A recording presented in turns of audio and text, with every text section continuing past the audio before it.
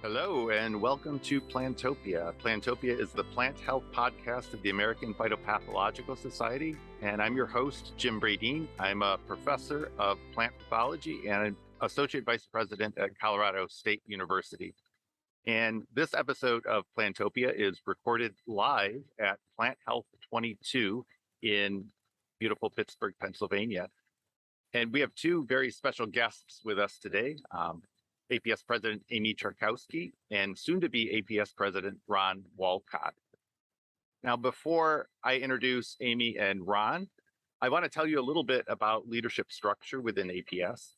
So our leaders in APS are elected by APS members, and that process is led by the APS Nominations Committee following rules that are specified in the APS Constitution. To serve as APS president is a 4-year commitment, and each of the individuals in that role progress annually, first from vice president, then to president-elect, to president, and then immediate past president, with the transitions coinciding with the close of the annual meeting each year. So this strategy, this 4-year strategy, allows good continuity in APS leadership and consistency in APS priorities and activities. Now, serving as APS president is an unpaid volunteer position, and it really represents a very significant amount of time, effort, and insight over that 4-year cycle. So those of us who are APS members really owe a debt of gratitude to anyone who has served our discipline in this important role. And today we're going to talk about what it means to be president of APS and why our two guests today have made the sacrifice to serve our society. And as I mentioned, we're recording this episode of Plantopia at Plant Health 22 and in front of a live audience. At this particular time, for approximately the next 24 hours, Amy Charkowski will continue in her current role as APS president. But by the time this episode drops, Ron Walcott will have begun his term as APS president. So to tell you a little bit about our guests, first, Dr. Amy Charkowski. Amy is a professor of plant pathology at Colorado State University. She earned a BS degree at the University of Wisconsin and her PhD in plant pathology at Cornell University. She worked for the USDA ARS as a microbiologist in food safety, working in Albany, California. And that was a position she held for 3 years before she joined the faculty of plant pathology at the University of Wisconsin in 2001. Amy was promoted first to associate professor in 2008 and then professor in 2013. And in 2016, she joined Colorado State University as professor and head of the Department of Agricultural Biology. And this is a position she still holds. And just full disclaimer, I'm also in that same department. So Amy is my department head, but I promise I'll still ask the tough questions in this interview. For the past few months, though, Amy's also served simultaneously as interim head of the Department of Soil and Crop Sciences at Colorado State University. And she is a well-known expert in plant bacteriology and potato disease management, and a very well-respected researcher and educator. Amy, thank you for joining us on Plantopia. Thank you. Also joining us is Dr. Ron Walcott. Ron earned his BS and MS degrees at Iowa State University and his PhD in plant pathology at the University of Georgia. Ron completed a short postdoctoral stint at the University of Georgia before joining the faculty there as an assistant professor in 1999. And he was promoted first to associate professor in 2005 and then to professor in 2012. Ron has served his institution in a number of leadership roles. He served his college as assistant dean for diversity for 5 years. He completed a stint as graduate coordinator for the plant pathology program and served 1 year as interim dean of the University of Georgia Graduate School. And then in 2020, he was named the inaugural vice provost for graduate education and dean of the graduate school at the University of Georgia. And that's a position that he still holds today. Ron is an expert in vegetable disease management and has taught numerous undergraduate plant pathology courses. And he's received numerous awards and honors throughout his career. Ron, thank you for being here too. Thanks for having me, Jim. I have a burning question for both of you. You're pretty busy people. Do you ever sleep? Yes. Yes, we do. I do. but I'll say I sleep in odd places. So if you talk to me sometimes, I may fall asleep while looking at you. Well, we'll nudge you if you drift off during this podcast.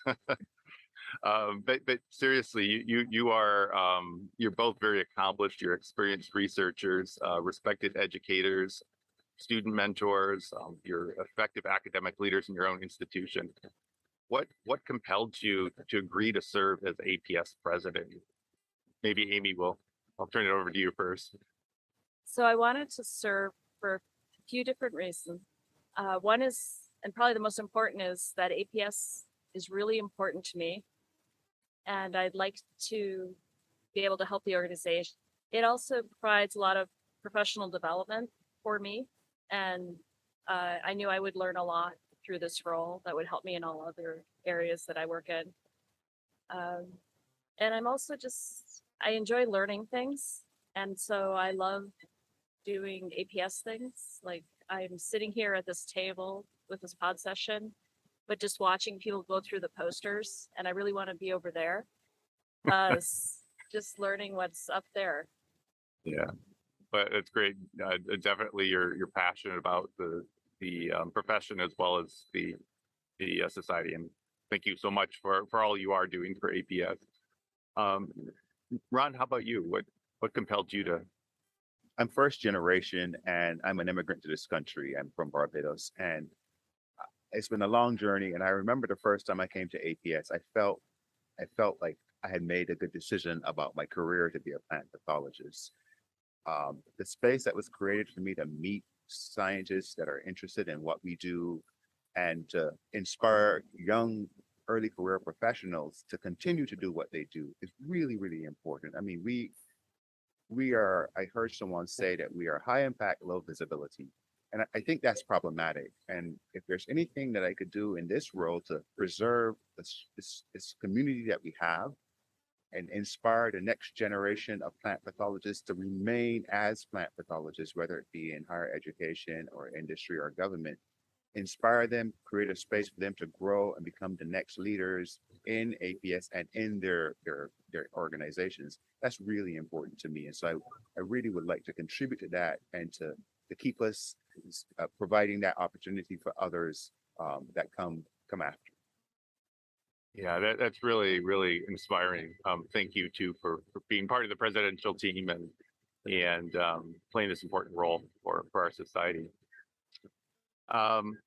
So Ron, you're just completing your second of 4 years in the presidential lineage. So you've served as vice president, and over the past year you've been president-elect, and no doubt you've learned an awful lot about our society over that period of time. What's been the most surprising aspect? The most surprising aspect is how great the system works. I mean, we really have a great support team, the APS, and it keeps us all consistent. I think the structure is perfect. If you'd asked me to be president with my other responsibilities, not just de novo, I would say no, that's a lot. But after sort of watching Mark and watching Amy and Lindsay and working with the staff, I go, yeah, this works because there's a lot of infrastructure behind the scenes that most people don't see. There's a lot of different offices and groups that keep this thing humming.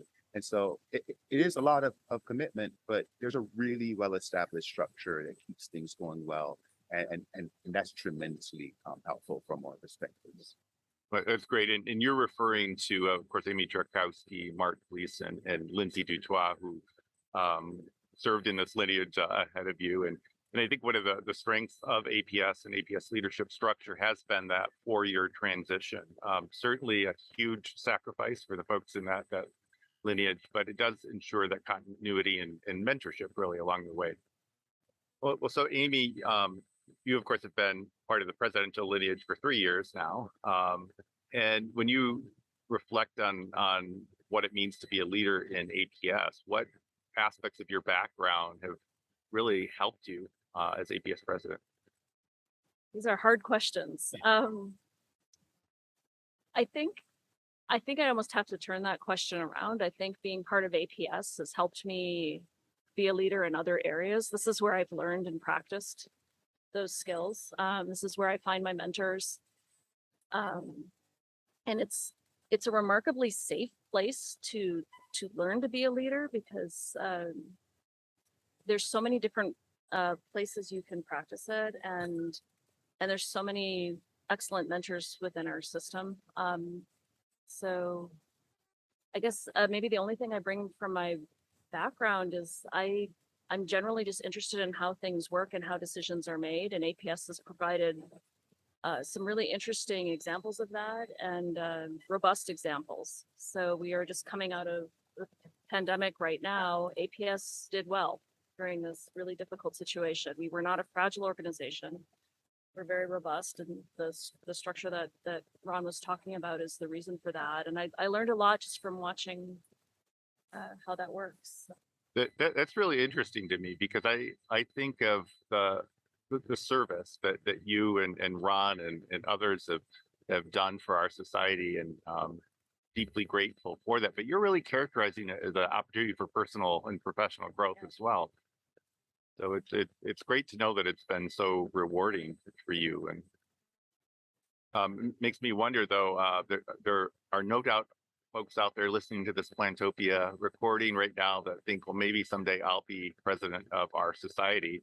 What advice do you have for folks who are considering that?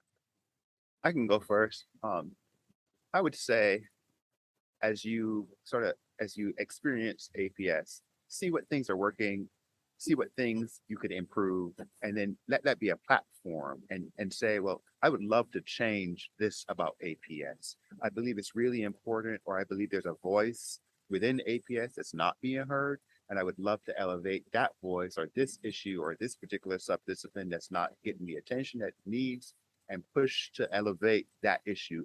And being the president doesn't mean you get to do it automatically, but at least you get to bring the things that are important to you to the table to discuss and see how you can incorporate elements of your personal experiences in APS into the leadership of APS. And that's important. So what things are happening that you think aren't being seen, it may seem easy enough to complain about it. It's more effective to do something about it.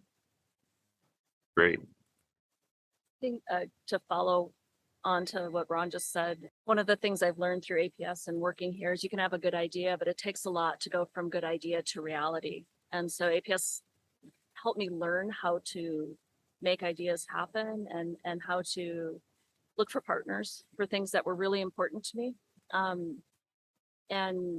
But just the lesson of a good idea is not enough was something I really learned through here, and then learned how to take that good idea to making it real.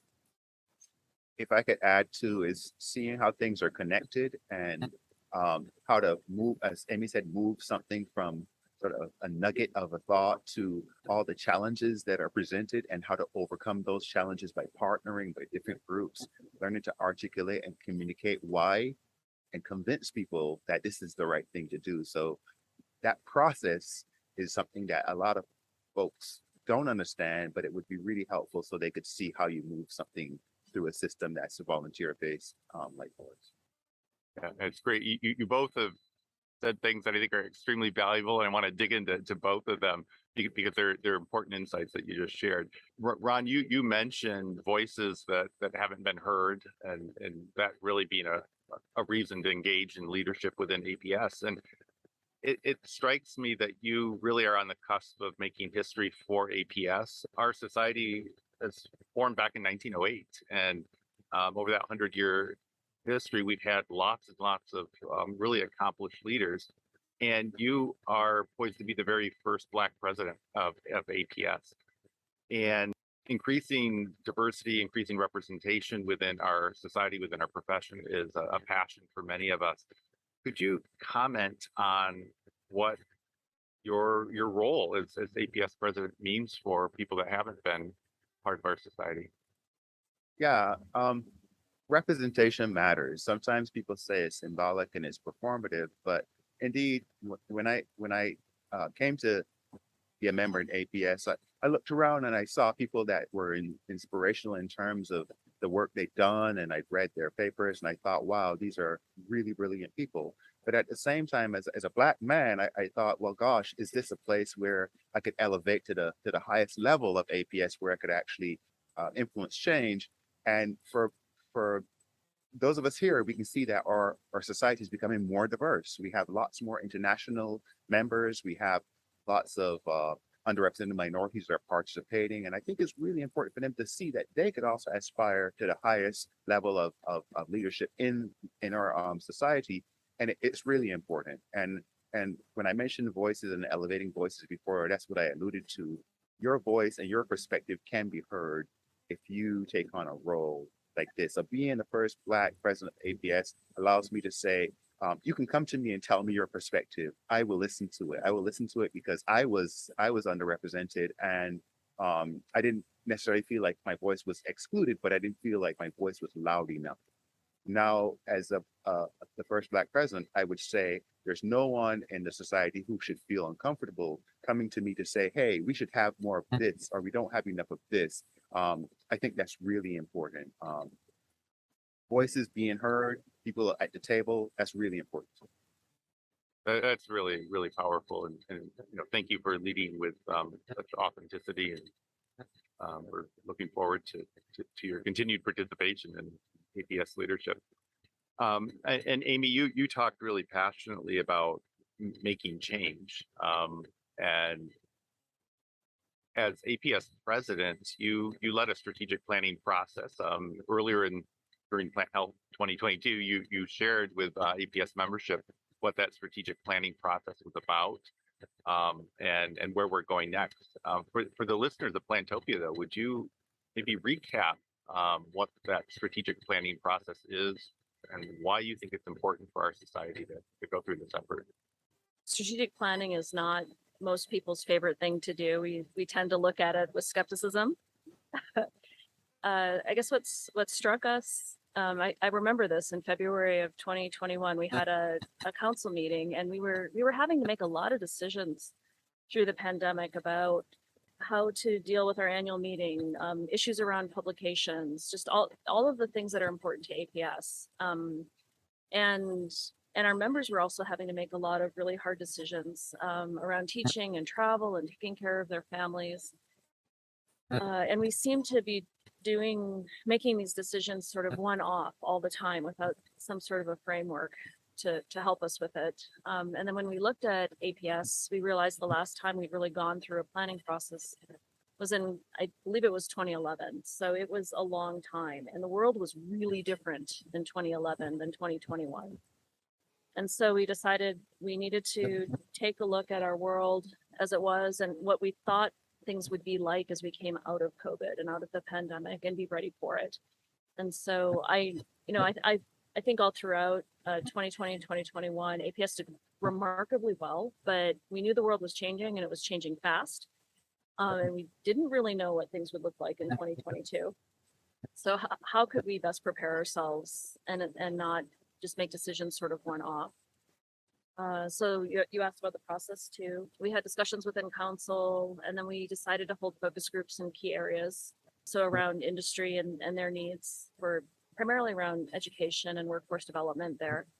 We talked about a lot of the stresses that academia is under and the challenges in training and funding students, and how can we do better? How can we do better around teaching even, right? Because we see so many places don't have the number of people needed to teach everything we hope to teach. We talked a lot about data too, and we have the capability, scientists have the capability to generate data on a scale that I couldn't have imagined as a student. So are we doing a good enough job of capturing that data and maintaining it and allowing it to be reanalyzed? So those are a few of the issues that we talked about and tried to plan around. And even more things came up during this planning. So I think we still have some questions. But I joked with Ron that I basically stirred the pot a lot, and now I'm walking away. And he gets to take care of it now. Well, no, that's a question I have. I mean, strategic planning obviously can be very important. Strategic action, follow through on that strategic plan is perhaps equally or maybe even more so important. And Ron, you'll be stepping very, very soon, in what, maybe 24 hours or so, you'll be stepping into the role of APS president. And what can we expect from your presidency? And how does it relate to the strategic planning process in particular?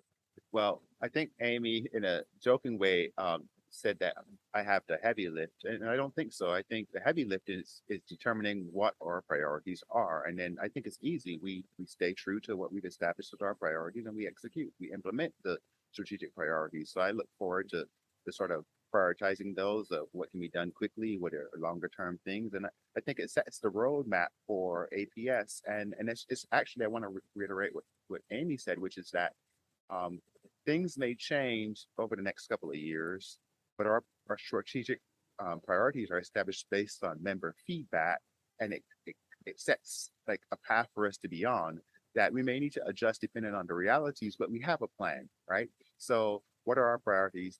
Our activities should be sort of aligned with those priorities, and it should give us a good sense of, well, this is part of what we should be doing, and this is not based on our established priorities. So, despite what some may say, as an administrator back at my home institution, I love I love strategic plans because when it comes to making decisions, it's not a decision that I'm making myself as a leader. It's a decision that's informed by what we've established as our priority. So over the next year, we'll be trying to determine what are the first things we do with regards to the strategic plan, the second things, and the longer term plans. But it will guide us in terms of what we're doing, and then we will measure. We're scientists. Are we achieving sort of the goals we've established? And is there evidence to support that we are achieving the goals we set for ourselves? And then finally, is there a need to sort of look at the plan and sort of tinker with it a bit as we move forward? So the strategic and planning process can be tedious to some, but I think it's important for leaders to have this plan, to have this roadmap. One of the key parts to me for the plan wasn't just the goals that we have or the what we're going to try to do. It was actually restating our values as the world's changing really fast. What's just core to us that we don't want to change, and that to me was one of the key parts of developing this plan. Is that we talked a lot about who we are, what our values are, and how we can use our values to make decisions. So it was beyond just like the plan part. It was a lot of discussion too, just on what's important to us. So, Amy, a moment ago, you characterized the need or opportunity for strategic planning really around the changing world around us, and I think that it's good to know that our society continues to adapt to meet the needs of members, to meet the needs of well, the world really, or the changing world that we do live in. And it's very good, Ron, to know that that plan is not just going to sit on a shelf, but is actually something that really will shape our future collectively. Well, you've both been in your role for a period of time, and I'm curious though, when you think about your perspectives on APS now versus when you started in the presidential lineage, how do you see APS now versus then? Prior to being on the presidential team, I worked with the annual meeting planning board for several years, and I'd helped out as a journal editor for a short time too. So I had spent a lot of time learning how APS works. And so I think there were some surprises, but not a lot of surprises. I think I guess one of the things I'm pleased about and really proud of, and maybe a little surprised at again, is how well we did through the pandemic. And the things we had to face could have really torn apart the organization. We have an incredible staff that helps us out too, and that's like a huge part of why we got through the pandemic okay. But when I just think about, the country was shutting down, and around March 2020, I was pretty new in this role at that point, and all of a sudden we were having to decide what to do with our annual meeting and pivoting on a dime. There were a lot of questions around open access with journals at that point. There were questions about whether the journals were serving all of the needs of our members at that time. So we were making a lot of decisions that had real financial implications and would really affect our members at a time when we were all kind of at least I was overwhelmed with other changes in my real job, right? And so just to see how all the parts of APS came together and worked together to get through all of that was, I'd never seen our organization under a stress like that. And to see how people pulled together and work together to make all the pivots that we had to was impressive, and gave me a lot of faith in how this organization works. So I don't, but because I had been in other roles, there weren't a lot of intense surprises. I felt that way in other things, like my day job. There's definitely been times when I was like, oh, I didn't know how that worked, or I didn't realize this would be a stress I'd be under, but less so with APS. Yeah, but your comments about how APS is adapted, really resonates with me. I see it. I've served alongside you on the council for a number of years now too, and I see some of those changes, very intentional and methodical, but also somewhat reactive to this ever-changing world. And I think that really dovetails very nicely with what you had to say about the strategic planning process and the opportunity for doing that. That really definitely resonates with me.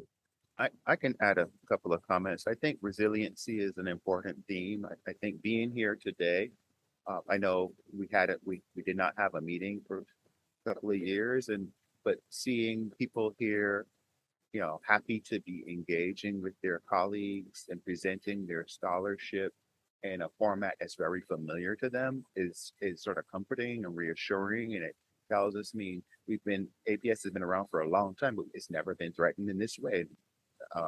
Like the pandemic threatened, but the recovery is quite reassuring and tells me that we serve a really important purpose to our members, and that purpose still exists despite the changes and the challenges we face. And so we have a purpose. We have a really important role in maintaining this discipline of plant pathology, and our members, I'm sure many more will come in future years as we sort of move on from the pandemic. But indeed, people coming here to present their work to their colleagues is something important to them, and that reassures me that this is important work that we do, and our society is serving its purpose, and that's inspirational, and it gives me a sense that we can continue to provide this opportunity for our members all around the world. That's great.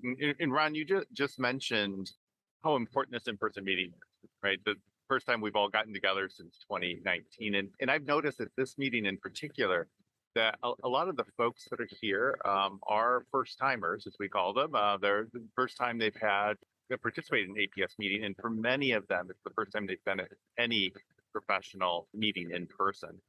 Many of these folks are students or other early career professionals. What advice do you have for folks about APS in particular and getting involved in APS? Get involved, right? Do not stand on the sidelines. I know you came to present your work, but engage with people that you've read about or heard about but never had a chance to talk to. I will say I've been particularly impressed my whole career with how kind and generous and supportive the members of our community are. And I recall, walking up to Steve Lindow at some point in time and saying hi, and then walking away thinking, boy, he was super nice. Or seeing Alan Palmer and then realizing that, gosh, he's brilliant, but he's also a really nice guy.